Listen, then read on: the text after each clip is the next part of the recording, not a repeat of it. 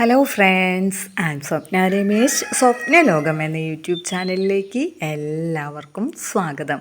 ഇന്നലെ രാത്രി നല്ലൊരു മഴ കിട്ടിയിട്ടുണ്ട് കേട്ടോ. അതുകൊണ്ട് തന്നെ ഒരു പ്രത്യേകതയാണ്. ഇന്നത്തെ സൂര്യപ്രകാശമൊക്കെ അടിക്കുമ്പോൾ ആ മഴ പെയ്ത് തോർന്നിട്ട് നല്ല ഭംഗിയാണ് പരിസരമൊക്കെ കാണാനായിട്ട് കേട്ടോ. അപ്പോൾ നമുക്കിവിടെ മഴ കിട്ടിയിട്ട് ഒരാഴ്ചയൊക്കെ ആയിട്ടുണ്ടാവും കേട്ടോ. അപ്പോൾ നല്ല ചൂടാണ്. രാവിലെ 7:30 മുതൽ തന്നെ നല്ല വെയിലൊക്കെ ആയിരിക്കും കേട്ടോ. അപ്പോൾ ഇവിടെ നമ്മളിതാ ഇലകളൊക്കെ അടിച്ചു മാറ്റി, പിന്നെ ചെടികളൊക്കെ വെള്ളം കുടിച്ച് ഉഷാറായിട്ട് നിൽക്കുന്നുണ്ട് കേട്ടോ. അപ്പോൾ ഈ ഭാഗത്ത് ഈ മഞ്ഞ ഇല ചെടി ഉണ്ടല്ലോ, ഇതിന് എത്ര വെള്ളം ഒഴിച്ചാലും അതിനത്ര ഉഷാറാവാറില്ല. പക്ഷെ ഒരു മഴ കിട്ടിയിട്ടുണ്ടെങ്കിൽ നല്ല രീതിക്ക് തന്നെ അതിങ്ങനെ ഉഷാറായിട്ട് നിൽക്കും കേട്ടോ. അതുപോലെ തന്നെ നിറയെ പൂക്കളൊക്കെ വിടർന്ന് നിൽക്കുന്നുണ്ട് കേട്ടോ.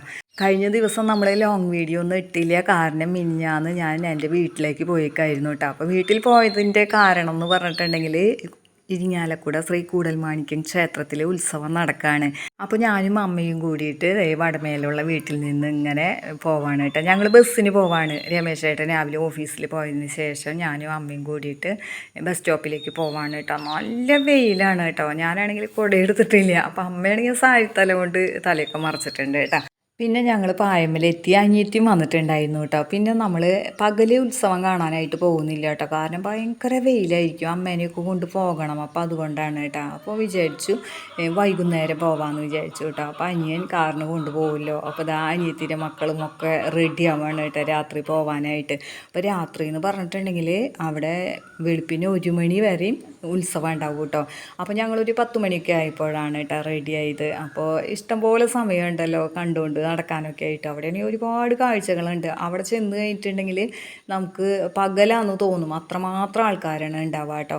അങ്ങനെ ഞങ്ങളിതാ കാറൊക്കെ പാർക്ക് ചെയ്തതെന്ന് പറഞ്ഞാൽ അമ്പലത്തിൻ്റെ അവിടെ നിന്ന് ഒരു 1/2 കിലോമീറ്റർ അകലെയാണ് കേട്ടോ. അവിടെ കാറൊക്കെ പാർക്ക് ചെയ്തിട്ട് പിന്നെ ഞങ്ങൾ നടക്കുകയാണ് കേട്ടോ. അപ്പോൾ നല്ല ഭംഗിയാണ് കേട്ടോ. ഈ ഗോപുരങ്ങളൊക്കെ അങ്ങോട്ട് നല്ല ഭംഗിയായിട്ട് അലങ്കരിച്ച് അടിപൊളിയായിരുന്നു കേട്ടോ. അപ്പോൾ അതൊക്കെ നോക്കി കുറച്ച് നേരം നിന്നു. പിന്നെ ഇവിടുത്തെ ഒരു സവിശേഷത എന്ന് പറഞ്ഞിട്ടുണ്ടെങ്കിൽ നിറയെ ഇങ്ങനെ ഭരണികൾ, കലങ്ങൾ, കലച്ചട്ടികൾ അങ്ങനെയുള്ള കാര്യങ്ങളൊക്കെ ഒരുപാട് ഉണ്ടായിരിക്കും കേട്ടോ. അപ്പോൾ ഇവിടുത്തെ ഉത്സവം 10 ദിവസമാണ് കേട്ടോ. അപ്പോൾ അതുകൊണ്ട് തന്നെ ആർക്കും കാണാൻ പറ്റും. ഏതെങ്കിലും ഒരു ദിവസമാണെങ്കിൽ അന്ന് നമുക്ക് പോകാൻ ഒഴിവില്ലെങ്കിൽ നമുക്ക് പറ്റില്ലല്ലോ. പക്ഷെ 10 ദിവസം ഉള്ളത് കൊണ്ട് തന്നെ എല്ലാ ആൾക്കാർക്കും അവിടെയൊക്കെ വന്നു കഴിഞ്ഞിട്ട് കാണാനായിട്ട് പറ്റും കേട്ടോ.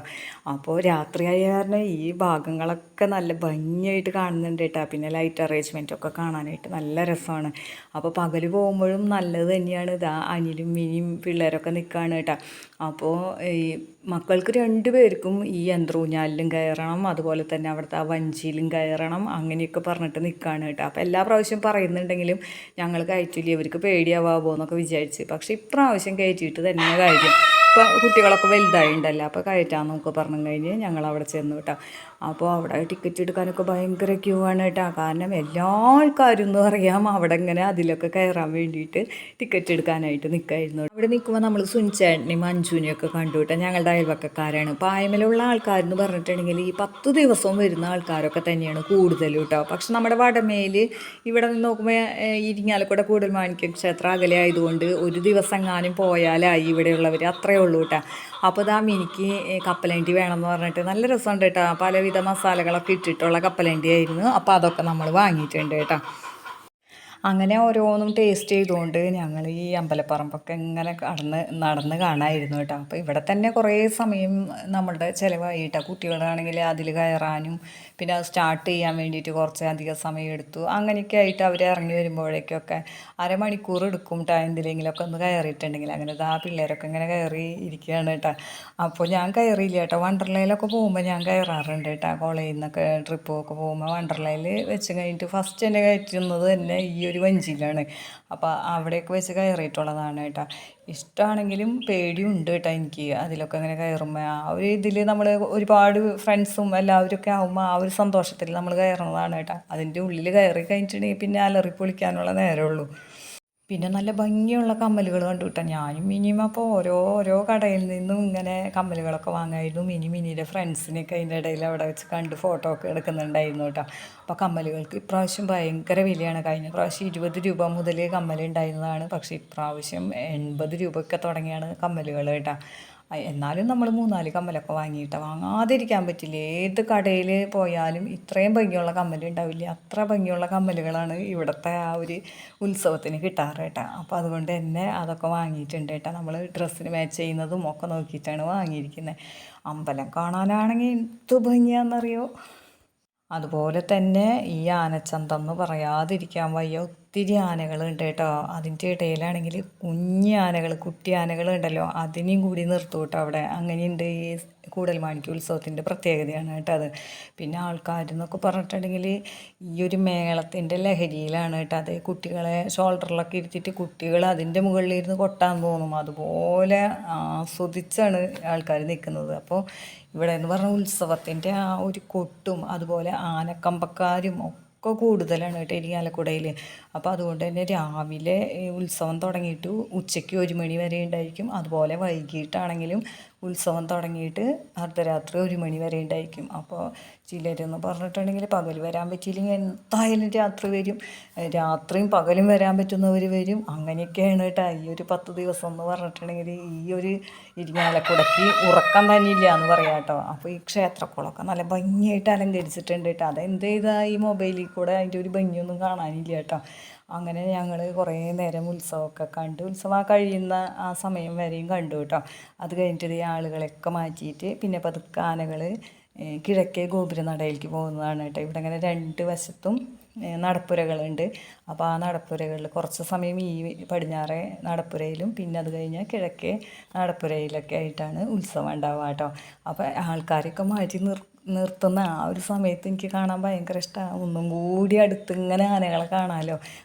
അങ്ങനെ ആനകളെയും ഇതൊക്കെ നല്ല ഭംഗിയായിട്ട് കണ്ടിട്ട് പിന്നെ ഞങ്ങളിതാ പുറത്തേക്ക് പോവാണ് കേട്ടോ. പുറത്താണെങ്കിലും ഒരുപാട് ലൈറ്റുകളും കാര്യങ്ങളൊക്കെ ഉണ്ട് നടന്ന് കാണാനായിട്ട്. കൊച്ചു കുട്ടികളെ കൊണ്ടുവരാണെങ്കിൽ അവർ ചോദിക്കുന്നത് മേടിച്ചു കൊടുക്കേണ്ടി വരും. അത്രമാത്രം സാധനങ്ങളാണ് കേട്ടോ വിൽപ്പനയ്ക്ക് വെച്ചിരിക്കുന്നത്. കണ്ണ് നിറയെ സാധനങ്ങളും കാര്യങ്ങളും ഉണ്ട്. വലിയ ആൾക്കാരുടെ കയ്യിലൊക്കെ ഓരോ കിറ്റിൽ ചട്ടിയും കലവും കാര്യങ്ങളൊക്കെ ഉണ്ട് കേട്ടോ. ഇനി ഇവിടെ ചട്ടി വെക്കാൻ സ്ഥലമില്ലാത്ത കാരണം അതുകൊണ്ടാണ് ഞാൻ വാങ്ങാത്തേട്ട. രമേശ് ചേട്ടൻ എന്നെ ചീത്ത പറഞ്ഞു തുടങ്ങി. എനിക്കെപ്പോൾ മൺചട്ടികൾ കണ്ടാലും വാങ്ങാനായിട്ട് തോന്നാറുണ്ട് കേട്ടോ. അപ്പോൾ അതാ ഞങ്ങൾ ഈ സർബത്ത് കുടിക്കാൻ വേണ്ടി കയറിയതാണ് കേട്ടോ. കാരണം കപ്പലണ്ടി, കടല, പിന്നെ ബജ്ജി ഇതൊക്കെ കഴിച്ചിട്ടുണ്ടായിരുന്നു നമ്മൾ. അങ്ങനെ പിന്നെ വെള്ളം ദാഹമൊക്കെ തുടങ്ങിയിട്ട് അപ്പോൾ അതുകൊണ്ട് സർബത്തൊക്കെ കുടിക്കാൻ വേണ്ടിയിട്ട് കയറിയതാണ് കേട്ടോ. അങ്ങനെ വെള്ളമൊക്കെ കുടിച്ച് പിന്നെ ഇവിടെ നിന്ന് ഒന്നും കൂടി ലൈറ്റൊക്കെ കണ്ടു കേട്ടോ. ഇനി നമുക്കെന്ന് പറഞ്ഞാൽ ഉത്സവ പലഹാരങ്ങളൊക്കെ വാങ്ങണം കേട്ടോ. അപ്പോൾ വെള്ളം കുടിച്ച് കഴിഞ്ഞിട്ട് വേണം ഇനി ഉത്സവ പലഹാരമൊക്കെ വാങ്ങാനായിട്ട്. ഉത്സവ പലഹാരം എന്ന് പറഞ്ഞിട്ടുണ്ടെങ്കിൽ നമ്മുടെ പൊരി, ഉഴുന്നുവട, അതുപോലെ ഈന്തപ്പഴം അതൊക്കെ കേട്ടോ. പിന്നെ ഇവിടെ അതിൻ്റെ ഒപ്പം തന്നെ തേനിലാവ് മിഠായി ഉണ്ടല്ലോ, അതും കൂടി ഇങ്ങനെ പാക്കറ്റുകളിലാക്കി വെച്ചിട്ടുണ്ടായിരിക്കും കേട്ടോ. അപ്പോൾ അതും വാങ്ങാറുണ്ട് കേട്ടോ ഞാൻ. അപ്പോൾ അത് വാങ്ങണം. അപ്പോൾ ഉഴുന്നുവട ഞങ്ങൾ കഴിച്ച് നോക്കുകയാണ് കേട്ടോ. നല്ല തകർച്ച ഉണ്ടായിരിക്കണമല്ലോ, എന്നാലല്ലേ ഒരു രസമുള്ളൂ. ചിലത് തണുത്ത പോലെ ഇരിക്കുകയെ. അപ്പോൾ അതുകൊണ്ട് തന്നെ ഇവരിങ്ങനെ കഴിക്കാനൊക്കെ എടുത്ത് വരും കേട്ടോ. അപ്പോൾ അതൊക്കെ കടിച്ച് തൃപ്തിപ്പെട്ടിട്ട് അതൊക്കെ വാങ്ങിയിട്ട് നമ്മളിതാ കാറിൻ്റെ അടുത്തേക്ക് നടക്കുകയാണ് കേട്ടോ. അപ്പോൾ ഇവിടെ നിന്ന് നോക്കുമ്പോഴും ഇതൊക്കെ കാണുമ്പോൾ നല്ല രസമാണ് കേട്ടോ. അപ്പോൾ ആ ഒരു ദിവസം നമ്മൾ അടിച്ചു പൊളിച്ചു. എപ്പോഴും ജോലി തന്നെ ശരണം എന്ന് വിചാരിച്ച് നടക്കാതെ നമുക്ക് എൻജോയ് ചെയ്യാൻ പറ്റുന്ന സമയങ്ങളൊക്കെ നമ്മൾ എൻജോയ് ചെയ്യണം കേട്ടോ. അപ്പോൾ ഇന്നത്തെ വിശേഷങ്ങൾ ഇവിടെ വെച്ച് നിർത്താണ്. ഇഷ്ടപ്പെട്ടാൽ നിങ്ങൾ ലൈക്ക് ചെയ്യാനും കമൻറ്റ് ചെയ്യാനും ഷെയർ ചെയ്യാനും മറന്നു പോകരുത്. നമ്മുടെ ചാനൽ ആദ്യമായിട്ട് കാണുന്ന കൂട്ടുകാരുണ്ടെങ്കിൽ ഒന്ന് സബ്സ്ക്രൈബ് ചെയ്ത് കാണാനും മറക്കരുത് കേട്ടോ. ഇനി മറ്റു ചില വിശേഷങ്ങളുമായി നാളെ കാണാം.